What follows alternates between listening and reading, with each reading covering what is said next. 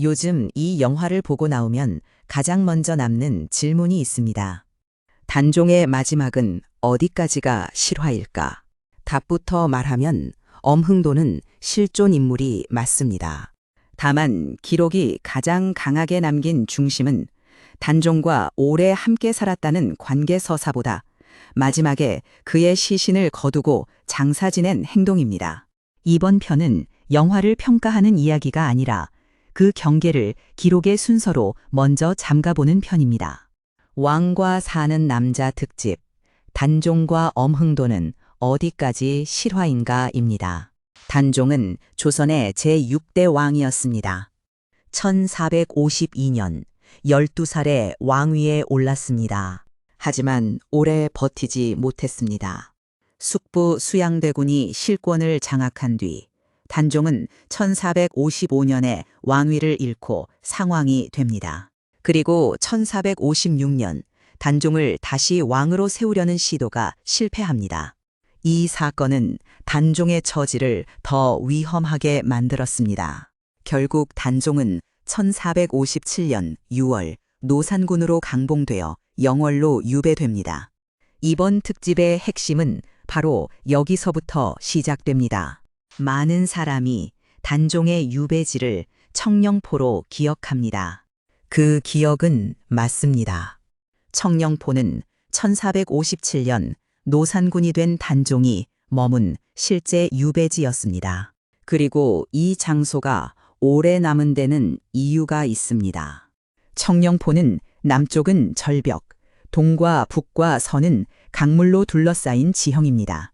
배를 건너지 않으면 밖으로 나가기 어려운 말 그대로 고립된 공간이었습니다.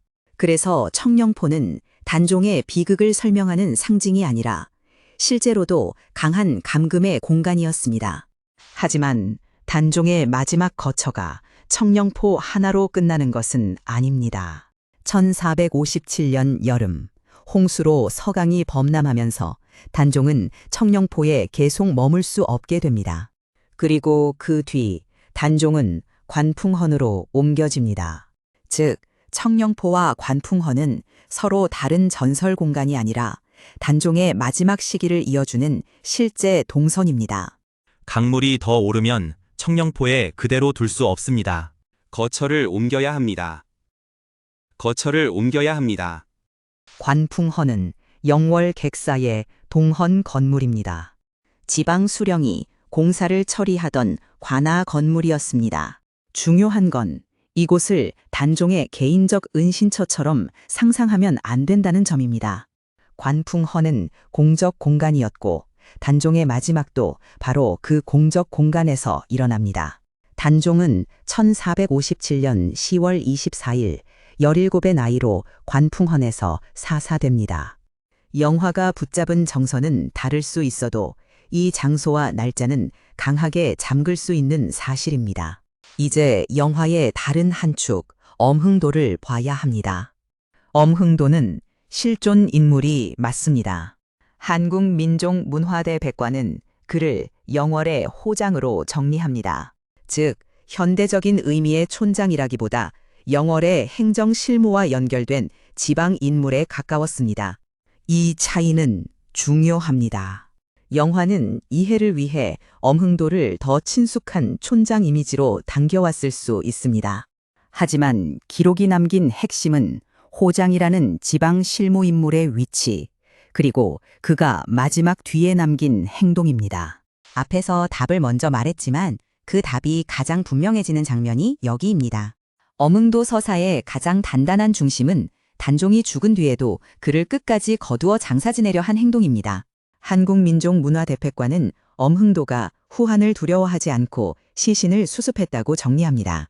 국가유산 포털 안내판도 단종이 죽자 후한이 두려워 시신을 거두는 사람이 없었는데 엄흥도가 장사를 지냈다고 설명합니다. 그래서 엄흥도의 실존성과 역할은 추상적인 동행담보다 이 사후 수습 장면에서 가장 또렷해집니다.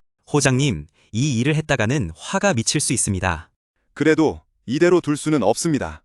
엄흥도는 관을 마련하고 아전과 백성을 모아 단종을 장사 지냈다고 전합니다. 이 장면이 중요한 이유는 단순히 슬프기 때문만이 아닙니다.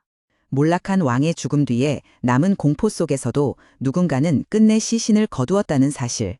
바로 그 행동이 단종 이야기를 오래 남게 만들었기 때문입니다. 엄흥도의 행동은 거기서 끝나지 않았습니다. 후대에는 그의 후손에게 호영 면제와 묘역 수호가 내려지고 엄흥도 본인도 증직과 정문을 받게 됩니다. 나중에는 창절사에 배향되기도 합니다. 이 말은 곧 엄흥도의 행위가 단순한 지방의 미담으로 남은 것이 아니라 후대 국가 기억 속에서 충절로 정리되었다는 뜻입니다. 그래서 단종 이야기에서 엄흥도는 주변 인물이 아니라 비극의 마지막을 역사로 고정한 인물로 남습니다. 단종의 이야기도 1457년에서 끝나지 않습니다. 노산군으로 낮춰졌던 그는 1681년에 노산대군으로 추봉되고 1698년에 복위됩니다. 그리고 그때 능호가 장능으로 정해집니다. 오늘날 영월 장능이 단종 사적의 중심이 되는 이유도 여기에 있습니다. 비극은 15세기에 일어났지만 그 비극을 다시 왕의 역사로 불러들인 과정은 훨씬 뒤의 일입니다. 그래서 장능은 무덤이면서 동시에 후대가 단종을 어떻게 다시 기억했는가를 보여주는 장소입니다. 후대에는 단종 관련 사적이 함께 정비되고 기록화로도 남습니다. 청령포, 관풍헌, 장능, 창절사 같은 공간이 한 이야기의 일부로 묶여 보존되기 시작한 겁니다. 심지어 단종은 영월 일대에서 단종대왕신으로 기억되기도 했습니다. 이 대목은 중요합니다. 단종 이야기가 오래 살아남은 이유는 단지 조선 왕조실록 속 사건이었기 때문만이 아닙니다. 한 지역의 풍경, 사당, 무덤, 그림, 그리고 사람들의 기억 속에 계속 남았기 때문입니다. 정리하면 이렇습니다. 단종의 폐위와 영월 유배, 청령포에 고립된 지형, 홍수 뒤 관풍헌 이동, 관풍헌에서의 죽음, 그리고 엄흥도의 시신 수습과 장사. 이 축은 기록으로 강하게 잠글 수 있습니다. 영화가 더 크게 키운 것은 관계의 체감과 생활의 온기입니다. 반대로 기록이 가장 또렷하게 남긴 중심은 마지막 뒤에 남은 행동, 곧 수습과 장사입니다. 그래서 영화의 여운을 부정할 필요는 없습니다. 다만 그 여운을 역사 문장으로 옮길 때는 어디서부터가 기록이고 어디서부터가 확장인지 한 번만 더 나눠보면 됩니다. 왕과 사는 남자가 붙잡은 감정은 분명히 있습니다. 그리고 그 감정이 완전히 허공에 떠 있는 것도 아닙니다. 하지만 기록이 가장 강하게 증명하는 중심은 몰락한 왕 단종의 마지막과 그를 끝내 사람답게 보내려 했던 엄흥도의 행동입니다. 그래서 이 이야기는 영화의 여운을 넘어 청령포와 관풍헌, 그리고 장능으로 이어지는 역사 자체로 오래 남습니다.